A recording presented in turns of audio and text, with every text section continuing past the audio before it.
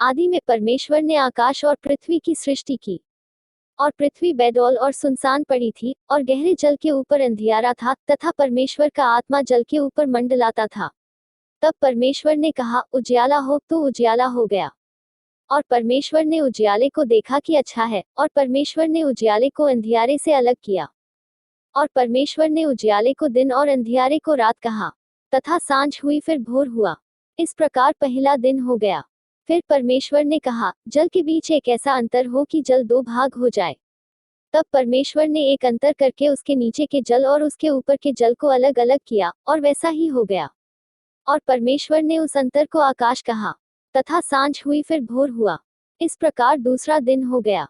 फिर परमेश्वर ने कहा, आकाश के नीचे का जल एक स्थान में इकट्ठा हो जाए और सूखी भूमि दिखाई दे, और वैसा ही हो गया। और परमेश्वर ने सूखी भूमि को पृथ्वी कहा, तथा जो जल इकट्ठा हुआ उसको उसने समुद्र कहा, और परमेश्वर ने देखा कि अच्छा है।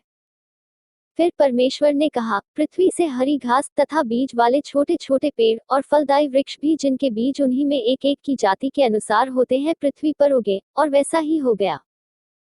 तो पृथ्वी से हरी घास और छोटे छोटे पेड़ जिनमें अपनी अपनी जाति के अनुसार बीज होता है, और फलदायी वृक्ष जिनके बीज एक एक की जाति के अनुसार उन्हीं में होते हैं, उगे, और परमेश्वर ने देखा कि अच्छा है।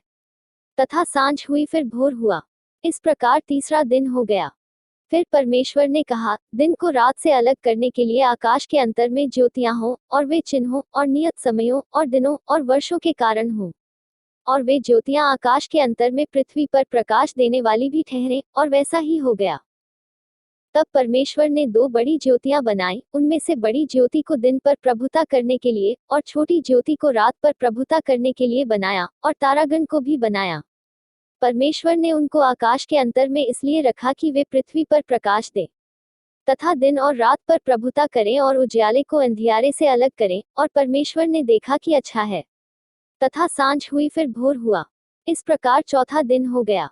फिर परमेश्वर ने कहा, जल जीवित प्राणियों से बहुत ही भर जाए, और पक्षी पृथ्वी के ऊपर आकाश के अंतर में उड़े। इसलिए परमेश्वर ने जाति जाति के बड़े बड़े जल जंतुओं की और उन सब जीवित प्राणियों की भी सृष्टि की, जो चलते फिरते हैं, जिनसे जल बहुत ही भर गया, और एक एक जाति के उड़ने वाले पक्षियों की भी सृष्टि की। और परमेश्वर ने देखा कि अच्छा है। और परमेश्वर ने यह कह के उनको आशीष दी कि फूलो फलो, और समुद्र के जल में भर जाओ, और पक्षी पृथ्वी पर बढ़े। तथा सांझ हुई फिर भोर हुआ।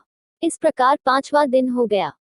फिर परमेश्वर ने कहा, पृथ्वी से एक एक जाति के जीवित प्राणी, अर्थात घरेलू पशु और रेंगने वाले जंतु, और पृथ्वी के वन पशु जाति जाति के अनुसार उत्पन्न हो, और वैसा ही हो गया।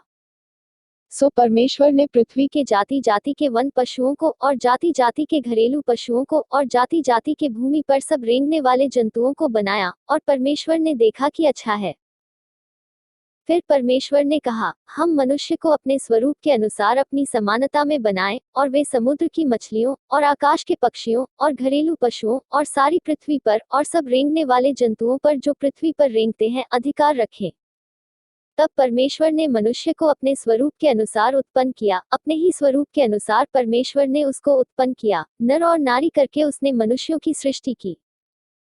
और परमेश्वर ने उनको आशीष दी, और उनसे कहा, फूलो फलो, और पृथ्वी में भर जाओ, और उसको अपने वश में कर लो, और समुद्र की मछलियों तथा आकाश के पक्षियों और पृथ्वी पर रेंगने वाले सब जंतुओं पर अधिकार रखो। फिर परमेश्वर ने उनसे कहा, सुनो, जितने बीज वाले छोटे छोटे पेड़ सारी पृथ्वी के ऊपर हैं, और जितने वृक्षों में बीज वाले फल होते हैं, वे सब मैंने तुमको दिए हैं, वे तुम्हारे भोजन के लिए हैं। और जितने पृथ्वी के पशु और आकाश के पक्षी और पृथ्वी पर रेंगने वाले जंतु हैं, जिनमें जीवन के प्राण हैं, उन सब के खाने के लिए मैंने सब हरे हरे छोटे पेड़ दिए हैं, और वैसा ही हो गया। तब परमेश्वर ने जो कुछ बनाया था सबको देखा, तो क्या देखा कि वह बहुत ही अच्छा है। तथा सांझ हुई फिर भोर हुआ।